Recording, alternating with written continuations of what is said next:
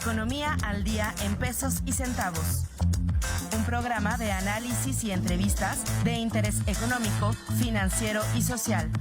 Comenzamos.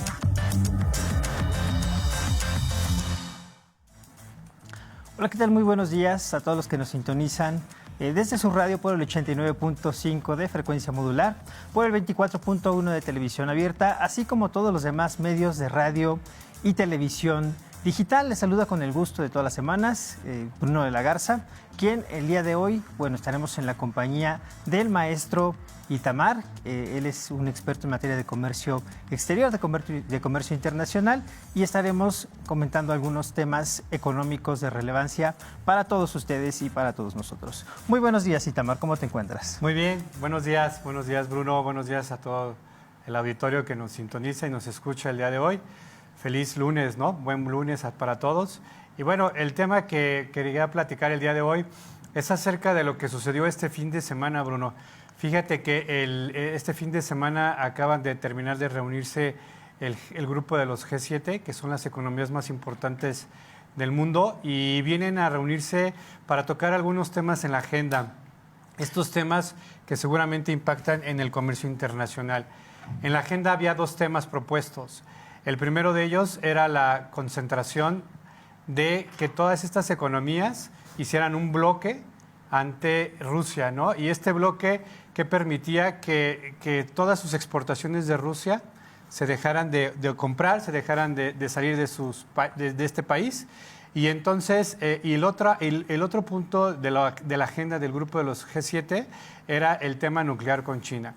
Sobre todo nos vamos a enfocar desde el punto de vista del bloque a Rusia, ¿no? Porque cómo impactaría esto en los negocios y sobre todo en las cadenas logísticas. Entonces, no sé si me permites desglosar un poquito el tema, Bruno, y partir de ahí. Claro que sí, muchas gracias, Itamar. Bueno, pues el día de hoy tenemos un tema muy, muy interesante con el maestro Itamar, como ya nos introdujo el día de hoy. Tenemos muchas noticias macroeconómicas que impactan nuestra economía directamente. De hecho, tenemos varios anuncios importantes. El mantenimiento de la tasa de referencia. Recordemos que hace una semana se establece ya no incrementar la tasa de interés referencial, lo cual afecta directamente a toda la economía, por lo cual estaremos esperando tener un nivel de tasa referencial ya en este nivel de 11.25% para posteriormente poder reducirlo y tener tal vez un cambio de tendencia en la dinámica que hemos estado viendo durante los últimos meses, tanto en México como en Estados Unidos, como en la Unión Europea y a nivel internacional. El maestro Itamar, que nos acompaña el día de hoy, es licenciado en Comercio Internacional por la Universidad Mondragón. De igual forma cuenta con un máster en Negocios Internacionales y además es doctorante del programa de Liderazgo y Dirección en Instituciones Educativas de la Universidad Anáhuac. Le agradecemos mucho su asistencia el día de hoy y estaremos desarrollando estos temas que normalmente abordamos desde una perspectiva económica, tal vez con un enfoque más monetario, con un enfoque más de producción de bienes y servicios, pero recordemos que en materia de comercio internacional, la relación comercial que tenemos México con el mundo, concretamente más con Estados Unidos, que es nuestro principal socio comercial, pues afecta directamente la economía nacional y los bolsillos de todos nosotros. Muy, muy bien, entonces seguimos contigo, Itamar. Sí, gracias, Bruno. Bueno, pues comentar de esta parte introductoria el tema de esta agenda que sucedió el fin de semana con estas 7 economías principales que se reunieron en Japón, justamente para delimitar una guerra comercial, digámoslo así, en el tema de no comprarle nada a Rusia, ¿no? Estas 7 economías se pusieron de acuerdo para no comprarle nada a Rusia. Y en forma directa, quizás a México no nos impacte tanto, pero sí nos impacta de manera indirecta. ¿Esto qué quiere decir? Que nuestra balanza comercial con Rusia, la verdad es que no tenemos mucho volumen de operaciones. Entonces, esto lo que va a radicar es que todo el volumen de operaciones de forma indirecta que hace Rusia con Alemania para producir, para suministrar los combustibles o los gases, o los productos agrícolas, que también es fundamental en Rusia. Esto hace que muchos de los productos a nivel internacional estén moviendo estos precios, ¿no? Entonces, sobre todo, mucho de Rusia parte de los suministros y hacia Europa, y entonces Europa realmente ahí sí tenemos un tratado muy importante, una balanza comercial muy importante, y esto permitiría que nosotros pudiéramos tener algunos impactos en nuestra cadena de suministros. Ahora bien, desde este punto de vista es importante mencionar que esta cadena de suministros que viene sobre todo enfocada o de manera indirecta desde Europa va a afectar en temas sobre todo de maquinaria y equipo, que es justamente uno de los sectores más importantes que se tienen y que se importan y que se comercializan México con Europa. Entonces, para este sentido, queríamos analizar el día de hoy, queríamos tocar este tema sobre la mesa para poner y discutir sobre todo de qué manera nos podría impactar. Y como punto número uno quisiera señalar, Bruno, el tema de la balanza comercial con Europa, sin lugar a dudas, es la segunda economía o el segundo volumen de operaciones que tenemos México con Europa. El principal, ya lo mencionabas tú hace un momento, es Estados Unidos. El segundo es Europa, por todo el volumen de operaciones que se tiene, intercambio de bienes y servicios y sobre todo también de maquinaria y servicios profesionales. Esto quiere decir que con Europa y sobre todo este tratado de libre comercio que tenemos, el famoso TLCUE, Tratado de Libre Comercio con la Unión Europea, este intercambio de bienes y servicios nos va a permitir tener un proceso en cuanto a las reparaciones de nuestras maquinarias, sobre todo las que están establecidas. Las inversiones extranjeras indirectas impactarán un poquito, pero esto quiere decir que sin lugar a dudas, esta dinámica que se está planteando hoy en día, el bloque que se está haciendo para no permitirle exportaciones a Rusia, sí nos va a llegar a impactar en un momento dado, Bruno. Claro que sí, y recordar que, bueno, todos estamos interconectados, como ya has referido. Recordemos alguna nota que ya analizábamos hace algunos meses donde decía, la guerra en Rusia y Ucrania no impactará directamente el precio de la tortilla. Y hasta lo ponían en forma de tal vez como de no tomándolo en serio. Cuando a largo plazo lo que sucedió es que sí afectó indirectamente el precio de la tortilla. Gracias a este conflicto que se dio el año pasado fue que, bueno, pues pudimos ver cómo, como ya nos has referido, tal vez impacta de una forma más local, cuando vimos que la región de Rusia y Ucrania tenía una gran producción de trigo, tenía una gran producción de maíz, y eso afectó la proveeduría de estos insumos para la Unión Europea, que tuvo que sustituirlo con algún otro país, que concretamente fue Estados Unidos, y eso recorta la provisión para México. Y eso, bueno, alenta las cadenas de suministro a nivel mundial, la reduce, y de esta forma, al tener una demanda que prácticamente es la misma, que va creciendo con el tiempo, y una oferta inferior, esto lo único que genera es que en el corto plazo un incremento en el nivel de precios, que es con lo que hemos estado batallando hasta el día de hoy. Ya hablábamos también en programas anteriores de la vulnerabilidad por la cuestión de la generación o la producción de microprocesadores, concretamente en la economía de Taiwán, que bueno, pudimos observar que producía cerca del 60% de los microprocesadores a nivel internacional, y de esta forma pudimos observar algunas vulnerabilidades que se presentaban a nivel macroeconómico derivado de esta especialización, de decir, bueno, se lo dejamos a tal economía que es más eficiente produciendo, pero bueno, ¿hasta qué punto o hasta qué grado es adecuado que no pueda generar una vulnerabilidad, que si esa economía le llega a suceder algo, pues impacte en la producción y en el precio mundial de estos productos o de estos bienes? Tú nos hablas concretamente de las manufacturas. Recordemos que México, bueno, pues es un gran productor de manufacturas, sobre todo del sector automotriz, y esto podría, bueno, impactarnos directamente en el corto plazo, Itamar. Sí, sin lugar a dudas, y fíjate que aquí respecto a este tema, yo quisiera puntualizar sobre todo hoy en día cómo ya nos hemos curado un poquito en salud y sí, cómo hemos aprendido de las viejas prácticas. Y me refiero a las viejas prácticas no de hace muchos años, justamente del 2019. Y hablo específicamente sobre todo en el tema de las cadenas de suministro, en el tema del COVID, cuando nos fuimos todos al encierro y que todas las cadenas de suministro fueron bloqueadas o se cayeron, ¿no? Se rompió ahí esta conexión entre la transportación de las mercancías. Y para esto, justamente, no sé si se ha puesto sobre la mesa y hemos platicado sobre este tema que se refiere al nearshoring. El nearshoring se refiere, este concepto, a la nueva localización de las empresas para que sus cadenas de suministro, anteriormente hablábamos sobre un concepto de globalización. desde 1980 que se firma el Telecán hasta el 2019, justamente cuando entra en vigor el nuevo TEMEC.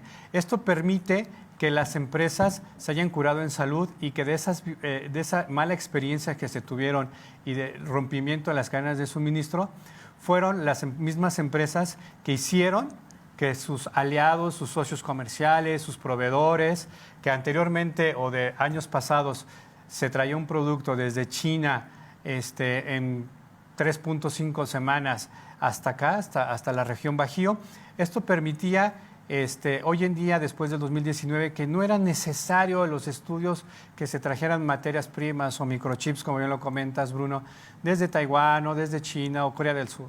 Entonces, esto permite que las nuevas inversiones de las empresas se establezcan aquí en la región, ya sea México, Estados Unidos y Canadá, y que estas inversiones que lleguen a estos estados o a estos países tengan un deslinde o tengan una nueva localización que permitan que el suministro esté más corto, que el riesgo sea mínimo, ¿sí?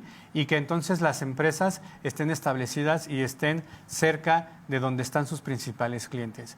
Con este nuevo concepto del nearshoring, yo creo que ya los temas un poquito globales se minimizan, se disminuyen los riesgos, ¿sí? El suministro se puede obtener, yo creo que entre un 80 y un 90% de confiabilidad de que cualquier fenómeno quizás de manera internacional no nos afecte.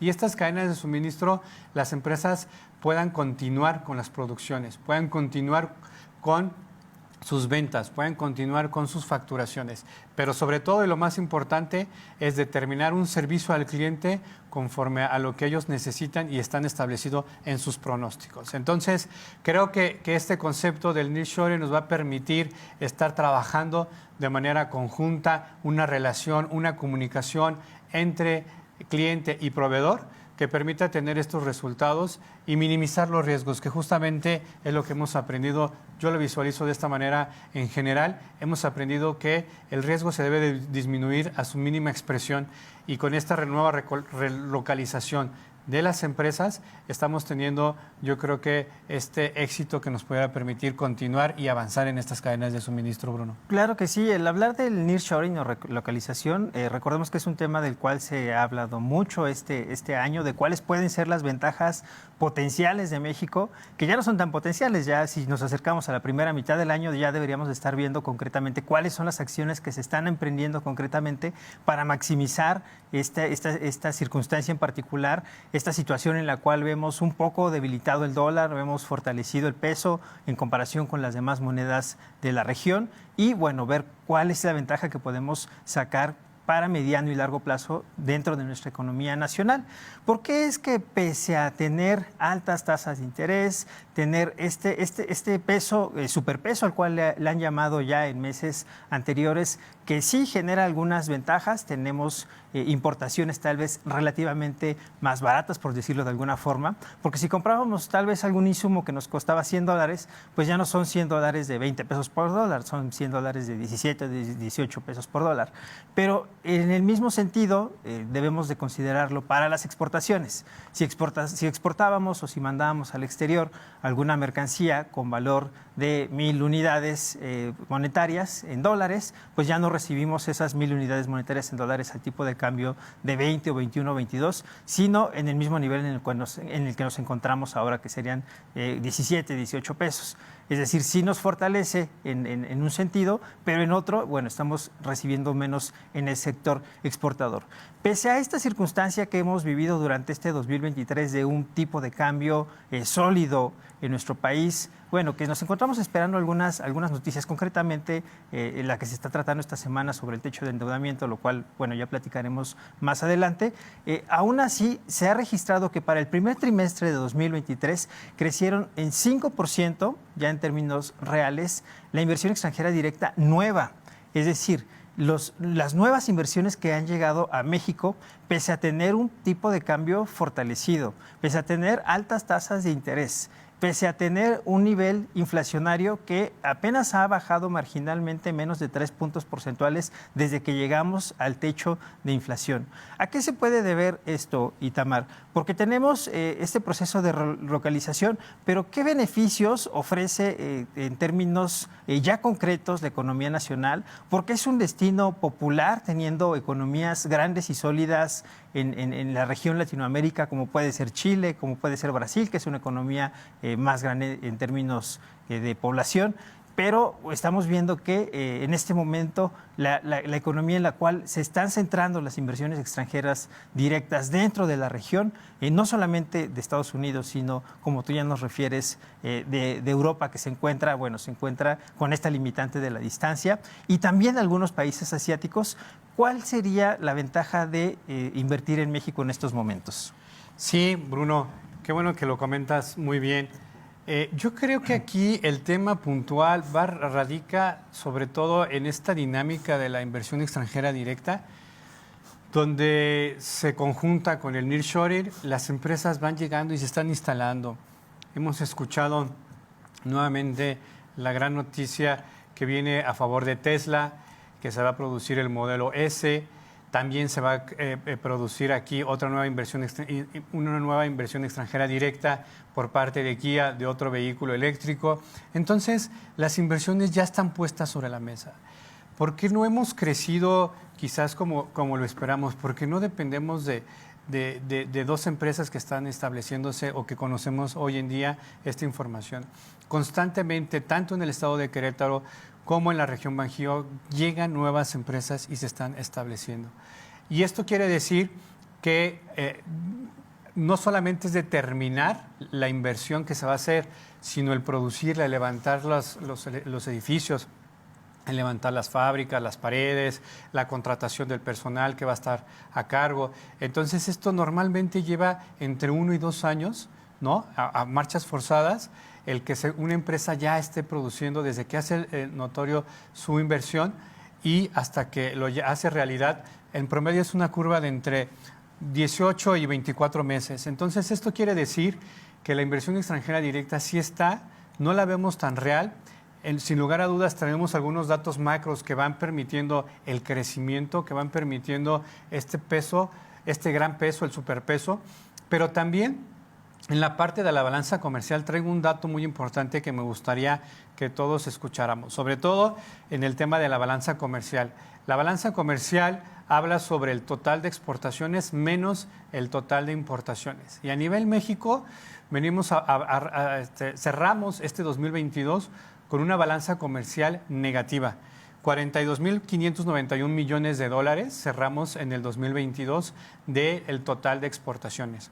Y 46.716 millones de dólares en total de importaciones. Esto quiere decir que tenemos una balanza negativa. No quiere decir que esté bien o que esté mal, solamente es un indicador que nos permite ver cuánto compramos y cuánto vendemos. Pero si nos remitimos al último trimestre, al cierre de los meses de septiembre, octubre, noviembre y diciembre, del último trimestre, la balanza fue superávit, o sea, es decir, tuvimos más exportaciones que importaciones. Esto quiere decir, entonces, que estos nuevos conceptos, estos nuevos avisos que se están dando de nuevas inversiones extranjeras directas, del intercambio comercial, de nuevas líneas de producción que se están estableciendo, no solamente en el sector automotriz, sino en todos los demás sectores. Entonces, vamos avanzando paso a paso.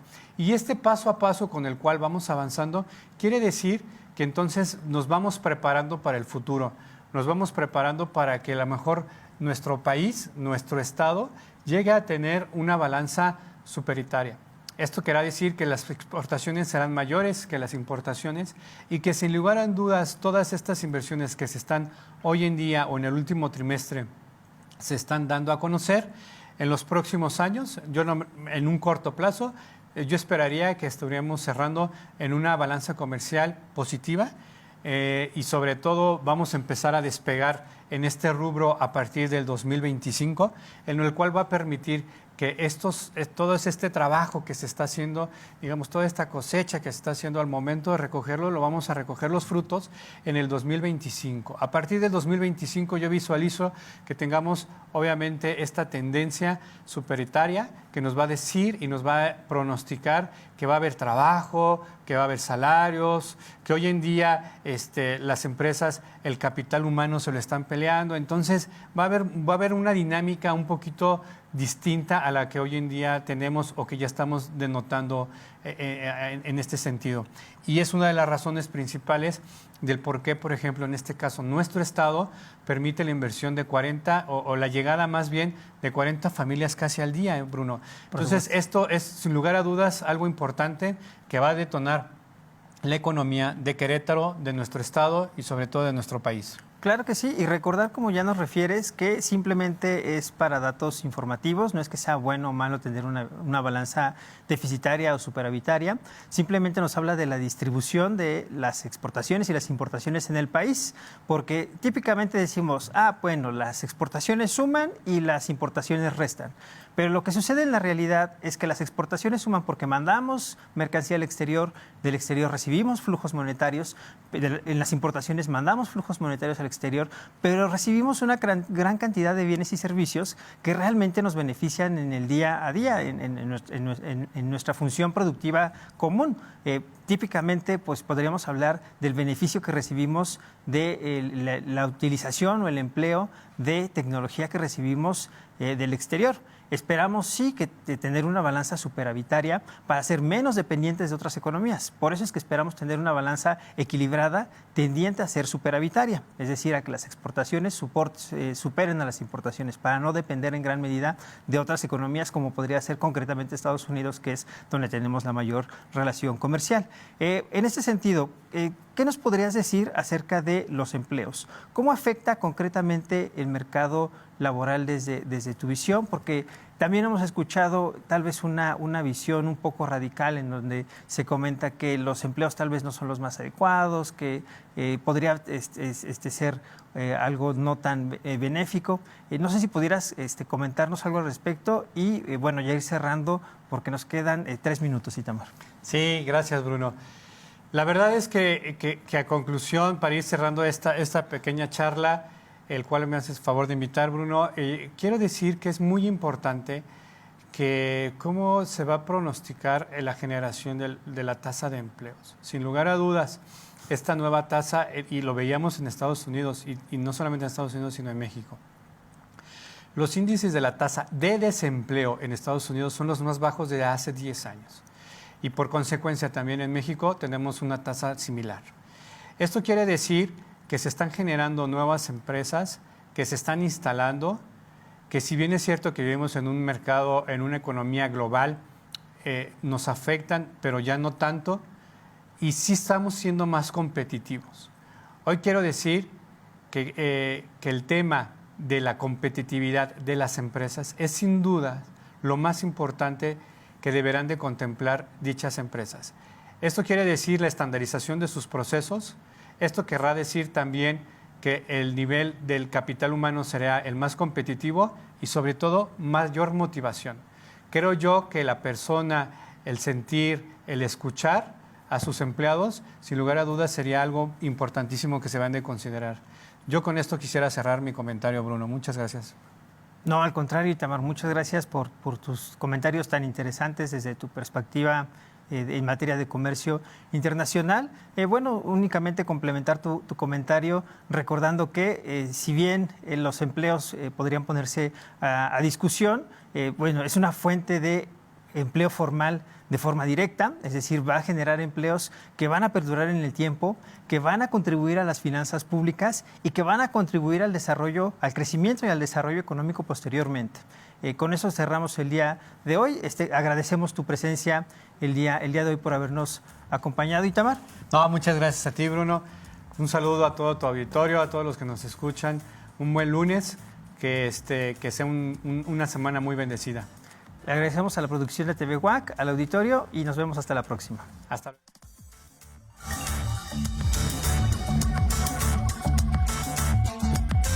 Gracias por sintonizarnos. Te esperamos en nuestra siguiente emisión. Hasta la próxima.